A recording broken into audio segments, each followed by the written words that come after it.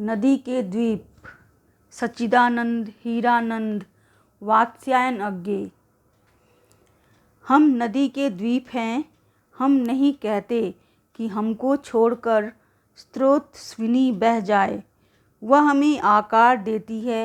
हमारे कोण, गलियां, अंतरिप, उभार, सैकत कूल सब गोलाइयाँ उसकी गढ़ी हैं। कवि कहना चाहते हैं कि हमारा अस्तित्व नदी के कारण ही है। हम नहीं कहते कि नदी हमारा परित्याग कर आगे चली जाए, क्योंकि नदी ही हमारा आकार बनाती है। नदी के जल से ही हमारा कोना या किनारा बनता है। कभी कभी पतली सी गली बन जाती है जो जल को दो भागों में बांट देती है। कहीं अंतरिप बन जाते हैं। अंतरिप अर्थात भूभाग का पतला भाग जो जल में दूर तक चला जाता है। कहीं पर भूभाग का कुछ भाग ऊंचा हो जाता है। रेतीले किनारे भी नदी ने बनाए हैं और सब गोलाइयाँ भी नदी ने ही सुचारू रूप से निर्मित की हैं। नदी के द्वीप अज्ञे की एक प्रतीकात्मक कविता है जिसमें व्यक्ति द्वीप है, नदी परंपरा है और भूखंड समाज का प्रतीक है। द्वीप और भूखंड के मध्य नदी है जो उसे विशिष्ट बनाती है। ठीक इसी प्रकार परंपरा व्यक्ति को समाज से अलग कर एक विशिष्ट स्थान प्रदान करती है।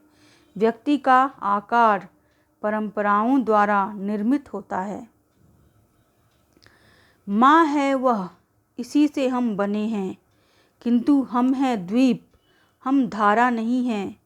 स्थिर समर्पण है हमारा, हम सदा से द्वीप हैं स्रोत स्विनी के, किंतु हम बहते नहीं हैं, क्योंकि बहना रेत होना है। हम बहेंगे तो रहेंगे ही नहीं। पैर उखड़ेंगे, प्लवन होगा, ढहेंगे, सहेंगे, बढ़ जाएंगे और फिर पूर्ण होकर भी कभी क्या धार बन सकते। रेत बनकर हम सलील को तनिक गंदला ही करेंगे, अनुपयोगी ही बनाएंगे। कवि कहते हैं कि नदी हमारी माँ है, उसी ने हमें आकार दिया है, उसी के कारण हम द्वीप कहलाएं, वरना हम भी धारा के समान बह रहे होते। समाज में हमारी कोई विशिष्टता नहीं होती, अर्थात हमारा व्यक्ति के रूप में अस्तित्व ही नहीं होता, पर हम द्वीप हैं, हमारा बलिदान स्थिर है। हम धारा नहीं हैं, हम नदी नहीं हैं। वंश से हमारा अस्तित्व है, पर हमारी भी अपनी अलग पहचान है। हम उस परंपरा में बहते नहीं हैं, उसी के अनुसार अपना जीवन यापन नहीं करते। ऐसा करने से हम रेत बन जाएंगे। रेत के कण की कोई अलग पहचान नहीं होती, हमारी पहचान ही मिट जाएगी। हमारे पैर उखड़ेंगे, बाढ़ आएगी और हम ढह जाएंगे। इस जल प्लावन को सहेंगे, आगे चले जाएंगे।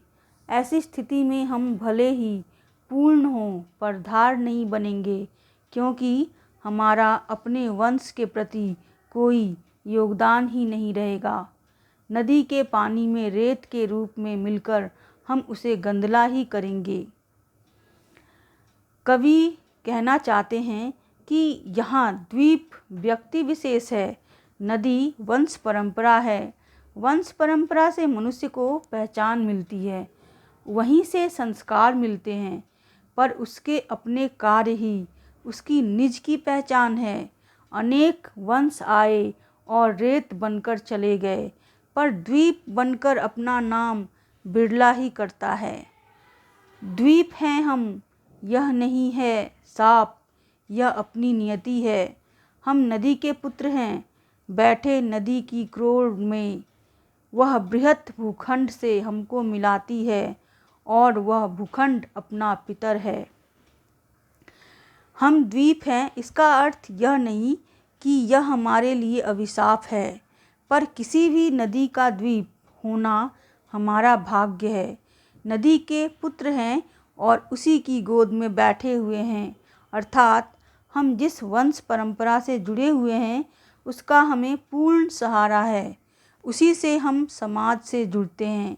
नदी के कारण ही द्वीप भूखंड से जुड़ता है। यही कारण है कि भूखंड द्वीप का पिता है। पिता संरक्षण देता है और माँ संस्कार।